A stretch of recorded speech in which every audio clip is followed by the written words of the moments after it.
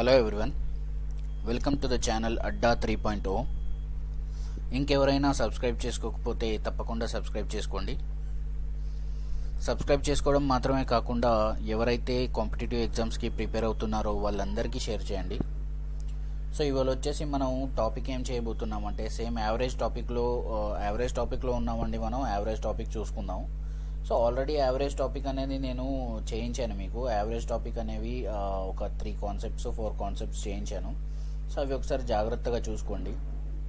దాని తర్వాత ఈరోజు మనం ఒక సింపుల్ కాన్సెప్ట్ అనేది చూడబోతున్నాం. యావరేజెస్లో ఒక సింపుల్ కాన్సెప్ట్ అనేది ఉంది ఒకటి. సో ఇలాంటి టైప్ ఆఫ్ క్వశ్చన్స్ కూడా కంపల్సరీగా అడుగుతాడండి. సో ఇలాంటి టైప్ ఆఫ్ క్వశ్చన్స్లో కూడా మీరు చాలా అవేర్గా ఉండాలి.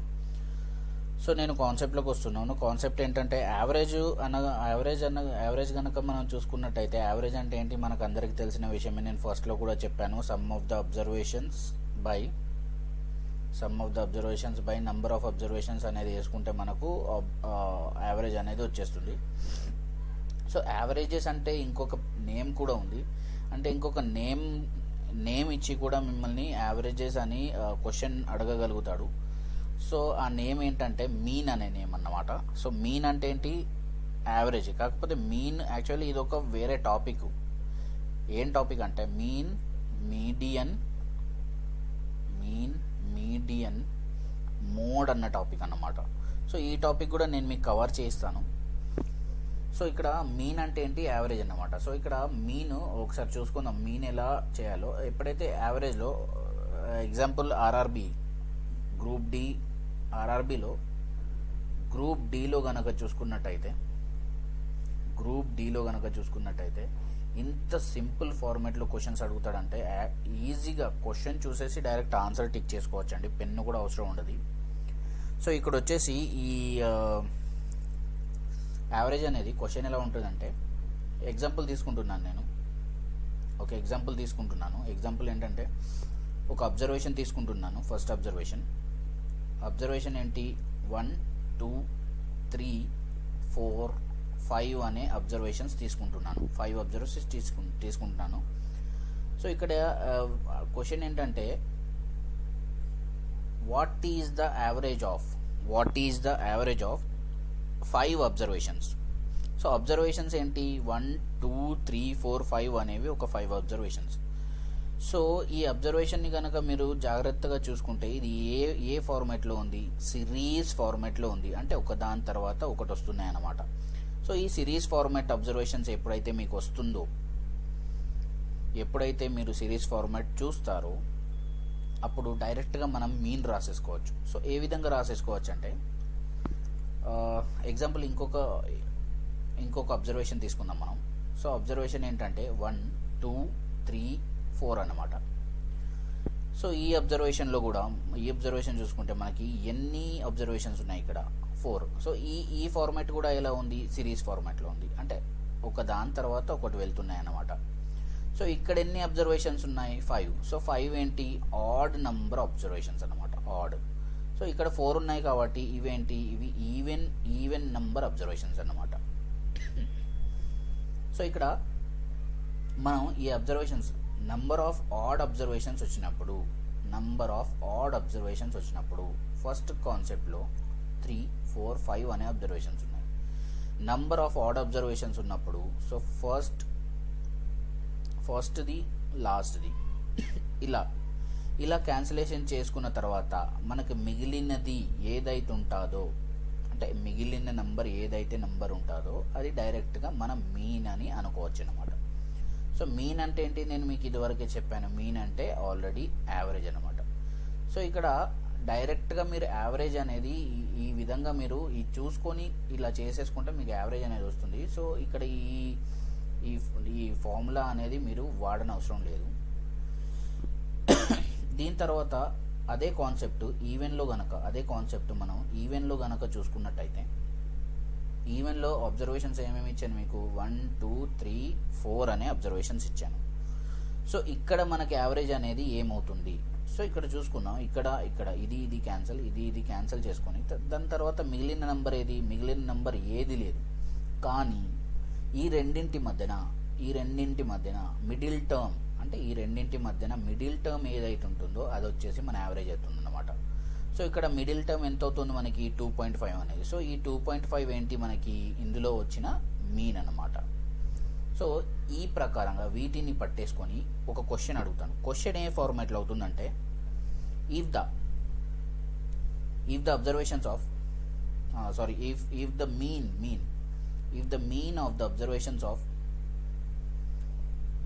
if the mean of 5 observations is 3, if the mean of observations ఎన్ని 5 observations అన్నమాట. ఇది జాగ్రత్తగా గుర్తుంచుకోవాలి మీరు.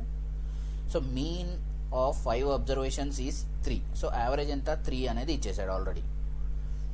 సో దాని తర్వాత క్వశ్చన్లో ట్విస్ట్ ఏం చేస్తాడంటే if a constant value k అనుకుందాం, k ఈక్వల్స్ టు 1 అనుకుందాం. If a constant value is added to each observation. So ఈ 3 అనేది ఎక్కడ వచ్చింది మనకి, ఈ 1 2 3 4 5లో అనేది మనకి మీన్ అనేది 3 వచ్చింది. సో ఇక్కడ ఎగ్జాంపుల్ చూస్తున్నాం, ఇది యాక్చువల్గా క్వశ్చన్ కాదు, మీకు అర్థం కావాలని ఎగ్జాంపుల్ చెప్తున్నాను నేను మీకు. సో ఇక్కడ చూడండి, ఈ ఎగ్జాంపుల్లో 1 2 3 4 5. సో దీని మీన్ ఎంత, దీని మీన్ వచ్చేసి 3 అన్నమాట. సో ఇక్కడ కాన్స్టెంట్ వాల్యూ, ప్రతి అబ్జర్వేషన్లో కాన్స్టెంట్ వాల్యూ కనుక యాడ్ చేసినట్టయితే కొత్త యావరేజ్ ఎంత అని అడుగుతాడు. సో కాన్స్టెంట్ వాల్యూ కూడా తీసేసుకున్నాం మనమే, ఎంత 1 అనేది తీసేసుకున్నాం. సో ప్రతి అబ్జర్వేషన్లో 1 అనేది ఈ అబ్జర్వేషన్కి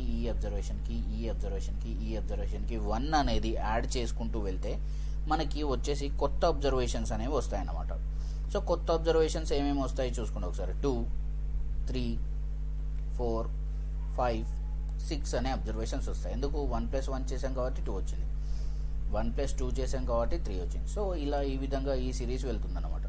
సో ఇక్కడ అబ్జర్వేషన్ వచ్చేసి ఏమవుతుంది, కొత్త యావరేజ్ ఎంత అని అడుగుతున్నాడు. సో కొత్త యావరేజ్ ఏమవుతుంది చూడండి, కొత్త మీన్ ఫస్ట్ సెకండ్ అంటే ఫస్ట్ లాస్ట్ క్యాన్సిల్ చేశాక మిగిలిన మిడిల్ టర్మ్ ఏదైతే ఉంటుందో ప్రతిసారి మిడిల్ టర్మ్ వచ్చేది ఏంటి మనకి, మీన్ అన్నమాట. సో ఇక్కడ మీన్ ఎంత వచ్చింది మనకి, 4 అనే మీన్ వచ్చింది. సో ఫస్ట్ మీన్కి సెకండ్ మీన్కి ఇది మీన్ 1, ఇది మీన్ 2. ఈ ఫస్ట్ మీన్కి సెకండ్ మీన్కి కనుక మీరు డిఫరెన్స్ కనుక చూసుకున్నట్టయితే ఎంత పెరిగింది, ఇక్కడ ఓన్లీ 1 కాన్స్టెంట్ అనేది పెరిగింది. సో దీన్ని బట్టి మనకు అర్థమైంది ఏంటి అంటే ప్రతి అబ్జర్వేషన్లో అంటే సిరీస్ ఫార్మాట్లో ప్రతి అబ్జర్వేషన్లో మనకి గనక కాన్స్టెంట్ వాల్యూ ఏదైనా యాడ్ చేసినప్పుడు మీన్లో కూడా ఏమవుతుంది, మీన్లో కూడా అదే కాన్స్టెంట్ అనేది యాడ్ అవుతుంది.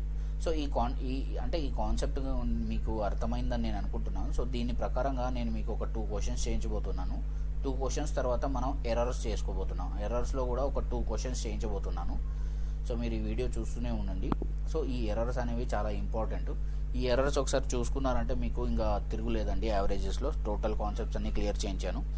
ఇంకొక 10 టైప్స్ ఆఫ్ క్వశ్చన్స్ ఉన్నాయి. ఆ 10 టైప్స్ ఆఫ్ క్వశ్చన్స్ కూడా నేను మీకు క్లియర్ చేస్తాను. ఫస్ట్ అయితే ఈ వీడియో మాత్రం క్లియర్గా వాచ్ చేయండి. సో ఈరోజు వచ్చేసి మన ఫస్ట్ క్వశ్చన్ ఏంటంటే, మనం ఒక ఫస్ట్ క్వశ్చన్ అనేది తీసుకున్నాం. క్వశ్చన్ చదువుతున్నాను చూడండి. సో క్వశ్చన్ ఏంటంటే, if the average of 20 observations ఏ విధంగా ఇచ్చాడు, x1 x2 so on up to x20 is y అంటున్నాడు. అంటే యావరేజ్ ఎంత, y అన్నమాట ఈ అబ్జర్వేషన్స్కి.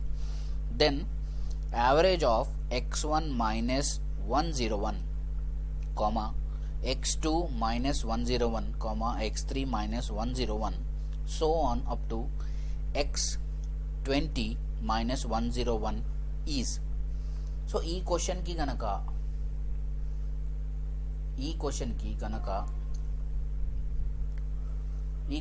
గనక మనం ఆన్సర్ అనేది చూసుకుంటే ఏ విధంగా వస్తుంది చూడండి ఒకసారి. ఈ క్వశ్చన్కి ఆన్సరు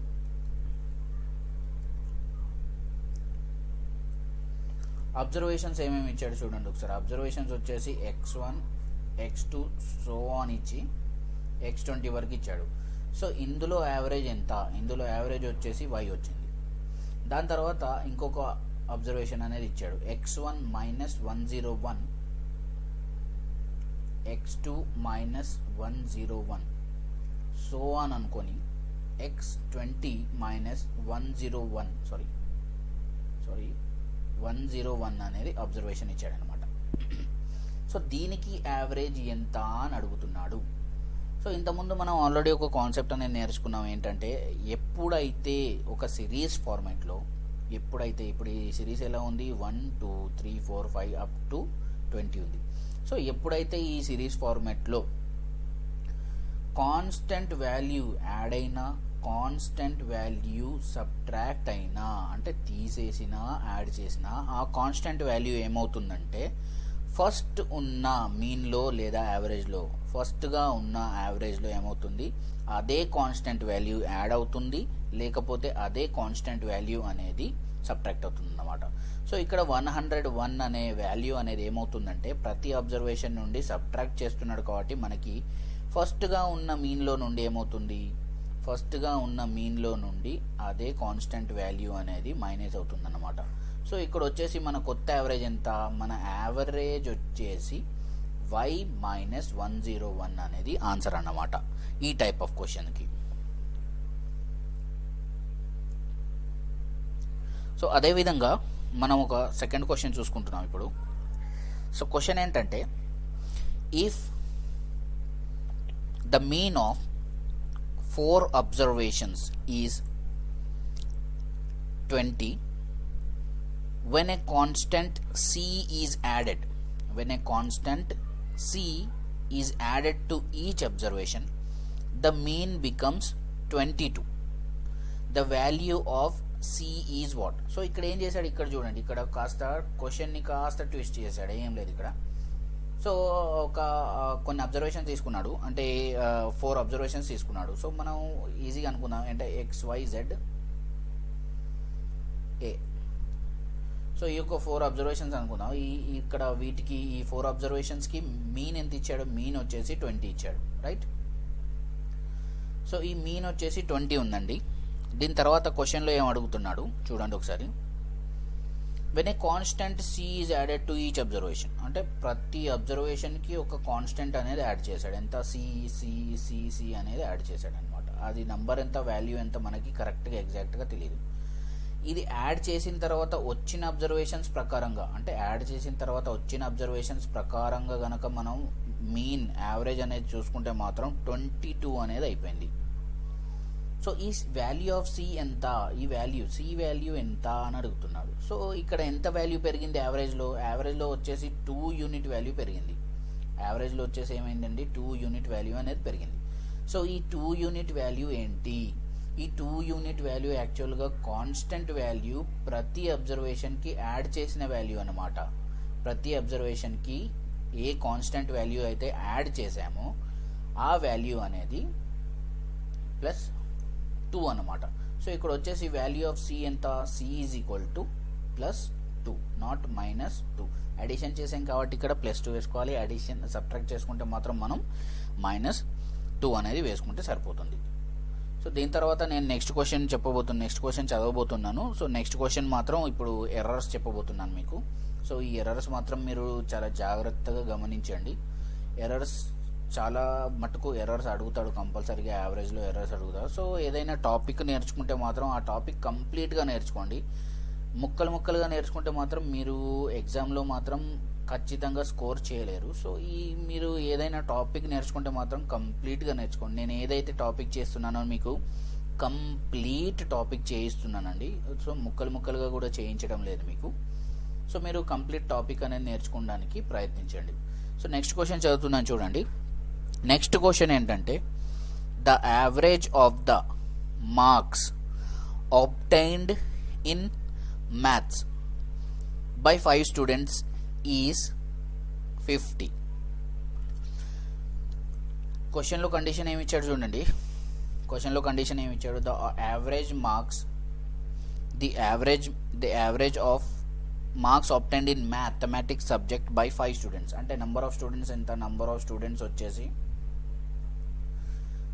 స్టూడెంట్స్ వచ్చేసి మనకి ఎంతమంది ఉన్నారండి, 5 మెంబర్స్ అనేది స్టూడెంట్స్ ఉన్నారు. సో వాళ్ళ యావరేజ్ అనేది ఇచ్చాడు. సో యావరేజ్ ఎంత ఇచ్చాడు, 50 మార్క్స్ అనేది ఇచ్చాడు. యావరేజ్ వచ్చేసి 50 మార్క్స్ అనేది ఇచ్చేసాడు.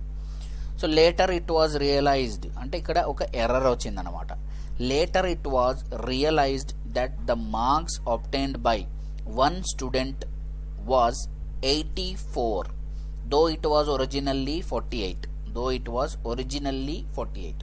సో ఇక్కడ ఎర్రర్గా 84 క్యాలిక్యులేట్ చేశారు. యాక్చువల్గా ఒరిజినల్ మార్క్స్ అబ్టైన్ చేసింది ఎంత? ఒరిజినల్ మార్క్స్ వచ్చేసి 40 మార్క్స్ అనే ఒరిజినల్ మార్క్స్ అనేవి ఒక కుర్రవాడు ఏం చేశాడు? గెయిన్ చేశాడు. కాకపోతే దాన్ని ఎర్రర్గా 84 అనేది కన్సిడర్ చేశారనమాట.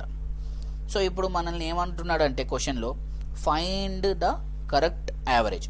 సో ఇక్కడ మనకి కరెక్ట్ యావరేజ్ అనేది కనుక్కోమంటున్నాడు. కాబట్టి సో ఇక్కడ మనం ఏం చేద్దామంటే, నేను మీకు ఆల్రెడీ టాపిక్ చెప్పాను. ఏం టాపిక్ చెప్పాను చూడండి. ఒక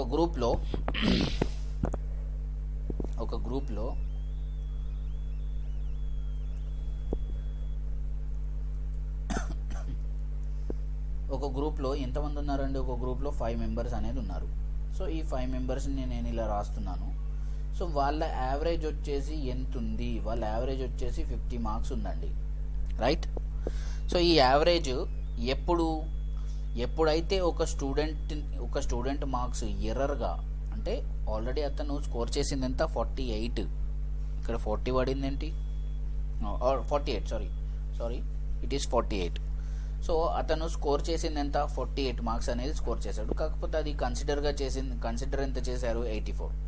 సో అది కన్సిడర్ చేశాకనే ఇక్కడ 50 యావరేజ్ అనేది వచ్చింది మనకి. కాకపోతే క్వశ్చన్లో మళ్ళీ ఏమంటున్నాడంటే, అది 48 కన్సిడర్ చేశాక యావరేజ్ అనేది ఎంత అవుతుంది అనేది అడుగుతున్నాడు. సో ఇది ఏ విధంగా చేస్తారు? ఇక్కడ పాజ్ చేసుకోండి, ఒకసారి పాజ్ చేసుకొని మీరు ఈ ఎర్రర్ కనిపెట్టడానికి ట్రై చేయండి. సో దీని తర్వాత నేను మీకు ఫార్మాట్ చెప్పబోతున్నాను, చూడండి ఒకసారి. సో ఈ రెండింటి మధ్యన డిఫరెన్స్ ఫస్ట్ చూసుకుందాం మనం. యాక్చువల్గా స్కోర్ చేసింది ఎంత? 48 అనేది స్కోర్ చేశాడు, రైట్? 48 అనేది స్కోర్ చేశాడు. ఈ యాక్చువల్గా ఎంతగా, అంటే ఈ 48 కన్నా ఎంత మట్టుకు ఎక్కువగా యాడ్ చేసుకున్నారు చూడండి. 48 నుండి 84 అయింది. అంటే ఎన్ని యూనిట్స్ ఎక్కువ తీసుకున్నారు ఇక్కడ? ప్లస్ 36 యూనిట్స్ అనేవి ఎక్కువ తీసుకున్నారు అనమాట. ప్లస్ 36 యూనిట్స్ అనేవి ఎక్స్ట్రాగా తీసుకున్నారు అన్నమాట యావరేజ్ క్యాలిక్యులేట్ చేయడానికి.